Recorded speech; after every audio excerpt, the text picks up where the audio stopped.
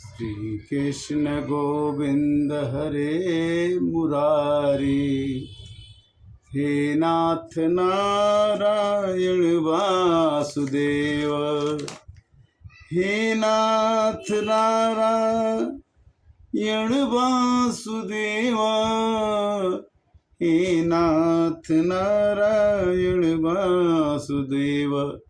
गीता योग शास्त्र के बारे में आज चर्चा करेंगे कि गीता एक योग शास्त्र कैसे है।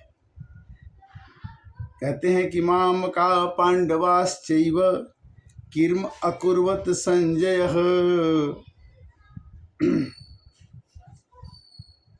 उसमें कहते हैं कि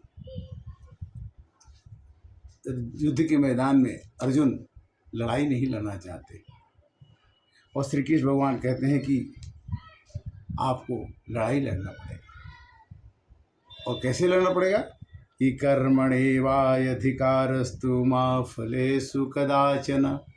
हे अर्जुन, तुम कर्म करो, फल की चिंता मत करो। क्यों कि माँ कर्म फूल हेतुर्मा ते संगो अस्त कर्मणि। मैं ही सबको फल देने वाला हूँ, तू कर्म करने का हेतु नहीं बनेगा, क्योंकि फलाशक्ति के साथ किया गया कर्म ही बंधन का कारक होता है। अगर हम फल के आसक्ति में होकर काम करते हैं तो ये हमारे बंधन का कारण होगा। अगर हम फल के बिना आसक्ति के काम करते हैं तो हम बंधन में नहीं रह पाएंगे। कहते हैं काम कैसे करें कि योगस्त कुरु कर्माणि संगतुक्ता धनंजय, सिद्ध असिद्धयो समो भूत्वा समत्वं योग उच्यते। हे अर्जुन, तुम समत्व होकर के, सम होकर के, समान होकर के युद्ध करो, क्योंकि समत्व होकर के सिद्धि मिले या असिद्धि मिले, जय मिले या पराजय मिले, तुम दुखी सुखी मत हो। और इसी को योग कहते हैं कि योगस्ते कुरु कर्माणि। तुम योग में रह करके हे धनंजय, विषय पदार्थों की आसक्ति छोड़कर योग में स्थित होकर के कर्म को सिद्ध सिद्धि में समान मान करके तुम कर्म करो तो तुम्हें समत्व योग की प्राप्ति होगी, तुम्हें कष्ट नहीं होगा। आगे कहते हैं कि जितात्मनः प्रसन्नतास्य परमात्मा समाहित, शीतोष्ण सुख दुखेषु तथा मान अपमानयो। अगर आपको सम्मान मिलता है तब खुश रहिए, अगर आपको निरादर मिलता है तो खुश रहिए।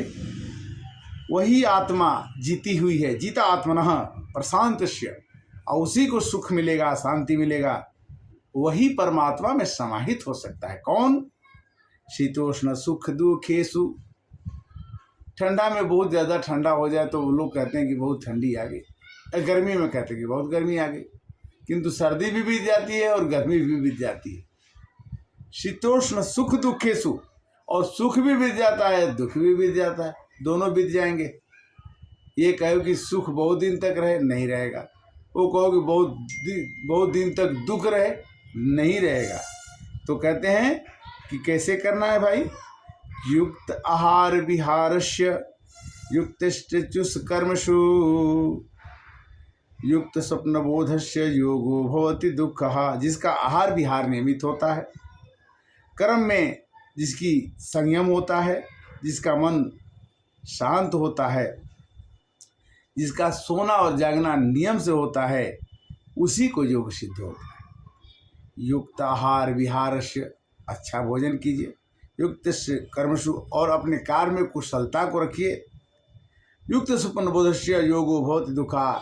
अगर आपने सब चीज़ को योग बना लिया तो आपको दुख कभी भी, दुखों का नाश हो जाएगा। अगर आप सब चीज़ को नियम से, विचार से करने लगे तो दुख आपके पास रहेगा।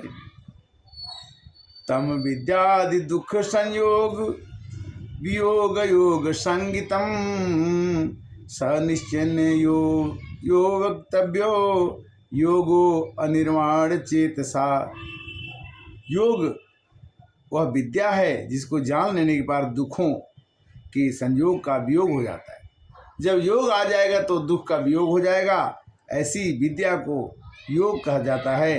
योग की संज्ञा बताते हुए योगेश्वर भगवान कहते हैं कि जिस तत्व के अभ्यास करने से शारीरिक, मानसिक, आध्यात्मिक दुखों का नाश हो जाए, सत्ता न रहे, तब समझ लेना कि अष्टांग योग और ध्यान योग, अभ्यास योग से पूरा निरंतरता के साथ आप निश्चयपूर्वक अभ्यास में लगे रहेंगे।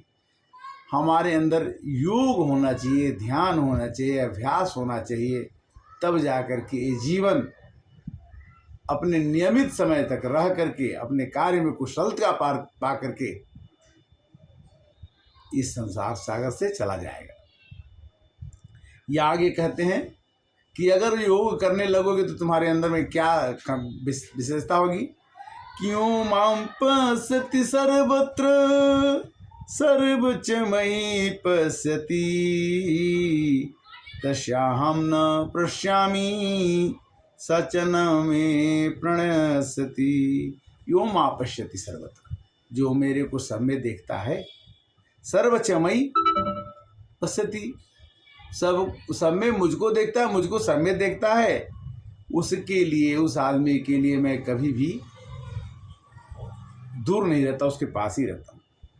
और कहते हैं क्या 8वें अध्याय में कि ओम इत्तिकार अक्षरम ब्रह्म व्यवहारम मम अनुस्मरन् यह प्रयाति तजन देहि सयाति परमां गति।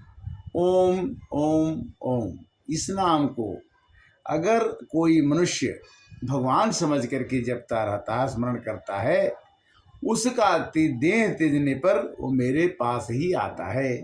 यह प्रयाति तजन देहि, यह नाम ओम ओम नाम लेते हुए अगर शरीर को छोड़ता है, परमाम गतिम, परम गति को, भगवान के स्थान में स्वर्ग की प्राप्ति उसको होती है। ओम नाम का, अक्षर का नाम लेते हुए अगर शरीर को त्याग करता है तो कैसे? ओम इतिकार अक्षरम ब्रह्म व्यवहारम मम अनुस्मरन् यह प्रयाति तजन देहि याति परमां गतिम। भगवान कहते हैं अध्याय 16 में कि अभयम सत्य शुद्धि ज्ञान योग व्यवस्थित दानम दमश्च यज्ञश्च स्वप्नस्य आर्जवम् अहिंसा सत्यम क्रोधम त्यागम शांतिम पैशुनम दया भूतेषु लोलुप्तम मार्दवम हृपचापलम तेज क्षमा धृति शौचम अद्रोह नतिमानिता भवन्ति संपदम देवी अभिजातस्य भारत।